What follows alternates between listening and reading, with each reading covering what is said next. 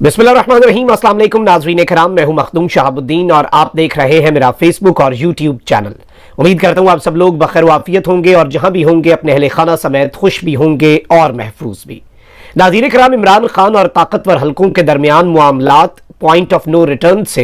हजारों मील दूर तो जा पहुंचे हैं, लेकिन गुज़श्ता दिनों के अंदर मुज़ाकरात के 1% इम्कानात पैदा हुए थे। लेकिन आज बाज़ाब्ता तौर पर इन मुज़ाकरात की उम्मीदों को ब्रेक लग चुकी है, इन पर पानी फिर चुका है और किस्सा खत्म शुद्ध हो चुका है। इस हवाले से बड़ी आम तरीन डेवलपमेंट्स हैं। मामला कहां तक पहुंच गया है, मामले की संगीनी क्या है, इस हवाले से नई कहानी मंजर आम पर आई है। सिस्टम इस वक्त मुकम्मल तौर पर रिएक्ट कर रहा है कि किसी भी तरह से इमरान खान को रिलीफ न मिल सके। इमरान खान साहब के साइफर केस वाले जो जज साहब हैं वो भी छुट्टी पर जा चुके हैं और इसके साथ ही साथ चौधरी परवेज इलाही जिनके साथ जो मामलात हुए उनकी लाहौर हाई कोर्ट में जो समाअत है उसका अहवाल भी रखना है, लेकिन उनकी सेहत जो है परवेज इलाही साहब की वो भी बिगड़ी है, उस हवाले से भी बड़ा खतरा है। तो वो डिटेल्स भी आपके सामने रखनी है। वीडियो को लाइक नहीं किया तो लाइक कर लें और जिन लोगों ने चैनल को सब्सक्राइब नहीं किया अगर वो बेहतर समझें तो वो चैनल को सब्सक्राइब कर सकते हैं। हमारा 1.5 मिलियन सब्सक्राइबर्स का टारगेट है,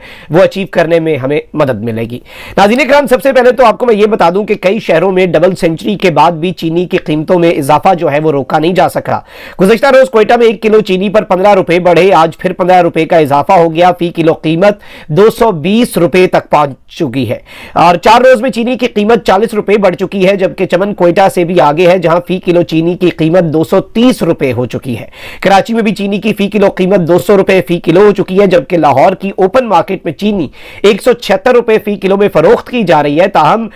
छोटी दुकानों और बाजारों से चीनी गायब हो चुकी है। सरगोदा में 3 दिन में चीनी की कीमत में 35 रुपए फी किलो इजाफा हुआ है और 1 किलो चीनी की कीमत जो है वो 185 रुपए से भी ऊपर जा चुकी है। ये इस वक्त गवर्नेंस का हाल है। ये इस वक्त मामलात जो है इस तरफ को जा रहे हैं कि एक चीज पर रिलीफ देने की की सोच इन्हें आती है और वो भी इन्होंने क्या रिलीफ देना, IMF में हम जकड़े हुए हैं, IMF के प्रोग्राम के अंदर। तो वही दूसरी जानिब दो मजीद बहरान सर उठा लेते हैं। अब आप ये देखें कि एक और खबर भी है कि कराची के लिए बिजली मजीद 10 रुपए 32 पैसे फी यूनिट तक महंगी करने की दरखास्त कर दी गई है और नेपरा में जमा कराई गई दरखास्त में 2022-23 की 3 मुख्तलिफ सहमाई एडजस्टमेंट्स की मद में यह इजाफा मांगा गया है। हुकूमत की जानिब से नेपरा में जमा कराई गई दरखास्त में अक्टूबर तक दिसंबर 2022 की सहमाही एडजस्टमेंट में 47 पैसे इजाफे की दरखास्त, जबकि जुलाई तक सितंबर 2022 की सहमाही एडजस्टमेंट के तहत 4.45 रुपए फी यूनिट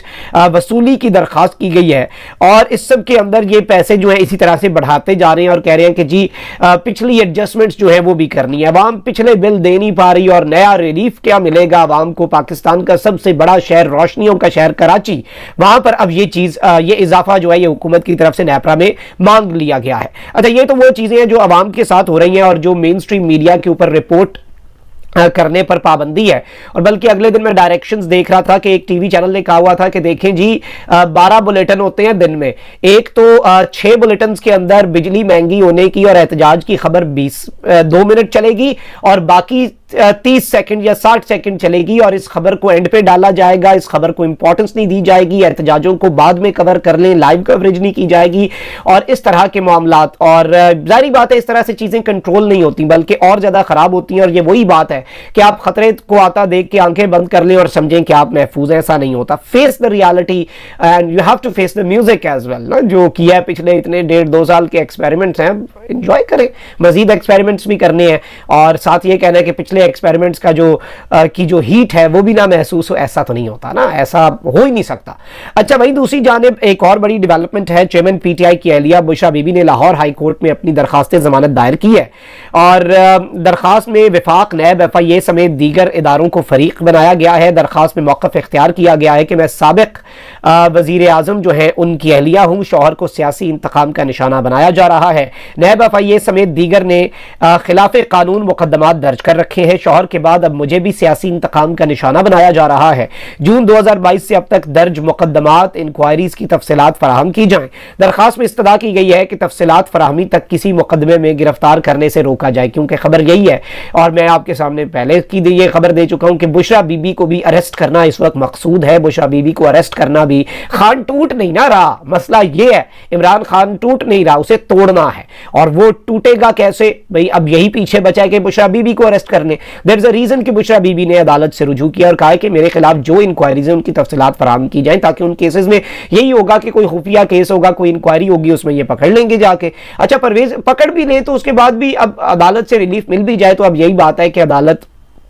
کہاں تک ریلیف دے سکتی ہے۔ آپ یہ دیکھیں کہ پرویز الہی صاحب والا معاملہ، پہلے ویسے میں آپ کو یہ بتا دوں کہ پرویز الہی کی اٹک جیل میں طبیعت ناساز ہوئی اور پرویز الہی کو کچھ دیر میں پیمز اسپتال لے جایا گیا، اور پیمز اسپتال میں پرویز الہی صاحب جو ہیں ان کا میڈیکل چیک اپ اور دیگر معاملات جو ہیں ان کے حوالے سے چیزیں، اور اس سب کے اندر انہیں طبی معائنے کے بعد اٹک جیل جو ہے واپس منتقل کر دیا گیا ہے، اور آج صبح اٹک جیل میں طبیعت خراب ہونے پر پرویز الہی کو سخت سیکیورٹی میں پیمز اسپتال منتقل کیا گیا، جہاں ڈاکٹرز نے ان کا مکمل طبی معائنہ کیا اور پرویز الہی صاحب کے ضروری ٹیسٹ بھی کیے۔ سابق وزیر اعلیٰ پنجاب 45 منٹ تک اسپتال میں رہے۔ اس موقع پر اسلام آباد پولیس کی بھاری نفری تعینات کی گئی۔ طبی معائنے اور ٹیسٹوں کے بعد انہیں سخت سیکیورٹی میں واپس اٹک جیل منتقل کر دیا گیا تھا۔ لیکن اب جو صورتحال ہے آپ یہ دیکھیں کہ پرویز الہی صاحب کے ساتھ جو کچھ ہوا اس پہ لاہور ہائی کورٹ لگی، اور لاہور ہائی کورٹ نے سابق وزیر اعلیٰ پنجاب پرویز الہی کو دوبارہ گرفتار کرنے اور ان کی بازیابی کے لیے الگ الگ درخواستوں پر آئی جی پنجاب سمیت دیگر افسروں کو پیش ہونے کے لیے دوپہر 2 بجے کی مہلت دی۔ لاہور ہائی کورٹ کے جسٹس امجد رفیق نے سابق وزیر اعلیٰ پنجاب کی اہلیہ قیصرہ الہی کی مختلف درخواستوں پر سماعت کی، جس میں درخواست گزار نے شوہر کی بازیابی اور انہیں گرفتار کرنے پر افسروں کے خلاف توہین عدالت کی کارروائی کی استدعا کی۔ پنجاب حکومت کے وکیل ایڈیشنل ایڈوکیٹ جنرل نے پیش ہو کر استدعا کی کہ آئی جی پولیس کو پیش ہونے کے لیے مہلت دی جائے۔ عدالت نے 2 بجے کا وقت دیا اور باور کروایا کہ آئی جی پولیس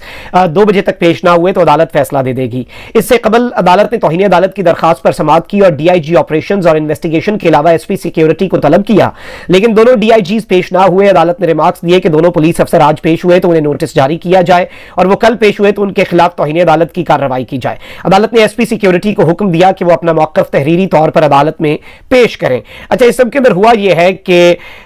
جو ڈی آئی جی آپریشنز اور ڈی آئی جی انویسٹیگیشن ہے ان کے حوالے سے یہ عدالت کو بتایا گیا کہ یہ سرکاری دورے پر بلوچستان چلے گئے ہیں۔ دونوں افسران کی جانب سے لیگل ڈی ایس پیز جو ہیں انہوں نے جواب جمع کروا دیا۔ آپ دونوں افسران سے فون پر پوچھ لیں کہ آپ آج پیش ہوں گے یا نہیں، یہ عدالت نے کہا۔ اگر آج دونوں پولیس افسران پیش نہ ہوئے تو انہیں شو کاز نوٹسز جو ہیں وہ جاری کیے جائیں گے۔ عدالت نے دونوں افسران کو پیش ہونے کی پہلے 11 بجے مہلت، پھر 2 بجے، لیکن یہ ساری کی ساری چیزیں جو ہیں یہ ایک بڑا واضح اشارہ ہے کہ یہ معاملات کس طرف کو جا رہے ہیں، اور اس سب میں اس ساری کی ساری سچویشن کو اگر ہم دیکھیں اور اس سچویشن کو ہم اینالائز کریں تو اس سب کو سمجھنا بڑا امپورٹنٹ ہے کہ سسٹم جو ہے وہ اس وقت تک ڈٹا ہوا ہے، سسٹم جو ہے وہ ریاکٹ کر رہا ہے، اور سسٹم جو ہے وہ بڑے کلیئر میسیجز جو ہے وہ کمیونیکیٹ کر رہا ہے عمران خان صاحب کے حوالے سے تمام تر فریقین کو۔ اب آپ یہیں سے دیکھ لیں کہ سیکریٹ ایکٹ کے تحت قائم خصوصی عدالت کے جج ابو الحسنات ذوالقرنین کے رخصت پر ہونے کی وجہ سے chairman P T I Imran Khan کی درخواست ضمانت پر سماعت نہیں ہو سکی۔ سائفر کیس میں زیر حراست چیئرمین پی ٹی آئی اور وائس چیئرمین شاہ محمود قریشی کی درخواست ضمانت کے لیے سماعت کے لیے پی ٹی آئی کے وکلاء جج ابو الحسنات ذوالقرنین کی عدالت میں پہنچے۔ عدالتی عملے نے پی ٹی آئی کے وکلاء کو بتایا کہ سیکریٹ ایکٹ عدالت کے جج ابو الحسنات ذوالقرنین آج رخصت پر ہیں۔ ابو الحسنات ذوالقرنین اہلیہ کی طبیعت ناسازی کے باعث 8 ستمبر تک رخصت پر ہیں۔ عمران خان کے وکیل سلمان صفدر نے عدالتی عملے سے درخواست کی کہ سائفر کیس کی سماعت جمعرات کو رکھ لیں، جس پر چیئرمین پی ٹی آئی کے خلاف سائفر کیس کی سماعت 7 ستمبر تک ملتوی کر دی گئی، اور جج ابو الحسنات ذوالقرنین کے رخصت پر ہونے کے باعث پی ٹی آئی کے وکلاء ڈیوٹی جج راجہ جواد عباس کی عدالت میں پیش ہوئے، اور وکیل بابر اوان نے کہا کہ آپ ڈیوٹی جج ہیں، ہم آپ سے 2 استدعا کرنا چاہتے ہیں، جس پر راجہ جواد عباس نے کہا میں ڈیوٹی جج نہیں ہوں، آپ پہلے دلائل دے دیں۔ بابر اوان نے کہا کہ درخواست ضمانت بعد از گرفتاری کا معاملہ ہے، آپ سن لیں، جس پر جج راجہ جواد عباس نے کہا کہ آفیشل سیکریٹ ایکٹ کی ڈیوٹی جج کا کوئی نوٹیفیکیشن نہیں ہے، سیکریٹ ایکٹ کا کیس اسلام آباد ہائی کورٹ مارک کرے گی اور پھر میں سن سکتا ہوں۔ جج راجہ جواد عباس نے پی ٹی آئی کے وکلاء سے کہا کہ 24 عدالتوں کے کیسز بطور ڈیوٹی جج سن سکتا ہوں، لیکن آفیشل سیکریٹ ایکٹ کی حد تک نہیں۔ فاضل جج نے ڈیوٹی جج کے قوانین پی ٹی آئی وکلاء کو پڑھ کر سنائے۔ پی ٹی آئی کے وکیل بابر اوان نے کہا کہ آپ تو آج ڈیوٹی جج ہے نا، جج باتھ روم میں بھی جج ہوتا ہے اور سبزی خریدتے ہوئے بھی جج ہوتا ہے، ایک درخواست دائر کر دیتے ہیں پھر ہائی کورٹ بھی چلے جاتے ہیں۔ اچھا اس سب کے اندر جج راجہ جواد عباس نے کہا کہ ٹھیک ہے آپ درخواست دائر کر دیں، اسے دیکھ لیتے ہیں، جس پر پی ٹی آئی وکلاء کمرہ عدالت میں ہی درخواست تحریر کرنے بیٹھ گئے اور راجہ جواد عباس کی عدالت میں درخواست دائر کی گئی۔ پی ٹی آئی کے وکلاء نے جج ابو الحسنات ذوالقرنین کی رخصت کے باعث درخواست ضمانت سننے کی درخواست دائر کی، اور اس سب کے اندر آپ کو پتا ہے کہ کیا معاملات ہونے تھے۔ ڈیوٹی جج راجہ جواد نے کہا کہ آپ مجھے جانتے نہیں، ورنہ لفظ مجبور استعمال نہ کرتے، جس پر پی ٹی آئی کے وکیل سلمان صفدر نے کہا بہت عجیب لگ رہا ہے جو بھی ہو رہا ہے، کبھی نہیں سنا کہ انصاف چھٹیوں پر چلا جائے۔ وکیل سلمان صفدر نے کہا کہ درخواست ضمانت بعد از گرفتاری کا معاملہ ہے اور یہ تمام تر چیزیں ہیں، لیکن اس سب کے اوپر کچھ ہوا نہیں، اور اس پر اب مزید سماعت کا آپ کو پتا ہے کہ کیا ہونا ہے، لیکن obviously کیونکہ جج صاحب کہہ چکے ہیں کہ یہ میرا نوٹیفیکیشن ہی کوئی نہیں ہے، لیکن بابر روان صاحب نے کہا کہ آپ جج ہیں، آپ ڈیوٹی جج ہیں، آپ سارے جو بھی پیچھے کیس نہیں سنا جا سکتا وہ آپ سن سکتے ہیں، لیکن یہ کیس بھی جج ابوالاسناد ذوالقرنین صاحب 8 تاریخ تک رخصت پر ہیں۔ اب ذرا آتے ہیں ہماری مین خبر پر جو میں نے آپ کے سامنے ابتدائی میں بھی رکھی، اور انصار باسی صاحب ہیں، سینئر صحافی ہیں، طاقتوروں کے حوالے سے بڑے اچھے ذرائع رکھتے ہیں، اور بہت زیادہ ایسی چیزیں جو کہ طاقتور جو ہیں ان کے حوالے سے یہ سامنے رکھتے رہے ہیں، تو وہ چیزیں سامنے آتی رہی ہیں، اور انہوں نے انکشاف کیا ہے کہ عمران خان اور تحریک انصاف کے لیے مذاکرات کے دروازے جو ہیں وہ بند ہو چکے ہیں، اور انہوں نے اس سب کے اندر لکھا ہے کہ چیئرمین تحریک انصاف سے اٹک جیل میں ملاقات کرنے والی ان کی لیگل ٹیم کے ایک ممبر نے میڈیا سے بات کرتے ہوئے کہا کہ عمران خان کا یہ پیغام ہے کہ وہ تمام سیاسی جماعتوں اور اداروں کے ساتھ بات چیت کے لیے تیار ہے۔ عمران خان نے کسی بھی قسم کی ڈیل کی تردید کی ہے، اور یہ بھی کہا ہے کہ وہ اپنے رستے سے نہیں ہٹیں گے۔ دوسری طرف نگران وزیر اعظم انوار الحق کاکڑ نے کہا ہے کہ 9 مئی کو جو ہوا وہ بغاوت تھی، اور اس کا ہدف موجودہ آرمی چیف اور ان کی ٹیم تھی۔ انہوں نے واضح طور پر کہا کہ 9 مئی میں کی سازش میں شامل کسی بھی فرد کو کسی بھی قسم کی رعایت نہیں دی جائے گی، اور وزیر اعظم کا یہ بیان عمران خان اور تحریک انصاف کے لیے پیغام ہے کہ نہ حکومت اور نہ ہی فوج 9 مئی کو بھولے ہیں اور نہ ہی بھولیں گے، یعنی عمران خان اور تحریک انصاف کے لیے مذاکرات کے دروازے بند ہو چکے ہیں۔ 9 مئی کو وہ ریڈ لائن کراس کی گئی جس کے بعد مذاکرات ہونا ممکن نہیں، اور اس سب کے اندر انہوں نے اس چیز کے حوالے سے یہ بات کہی ہے کہ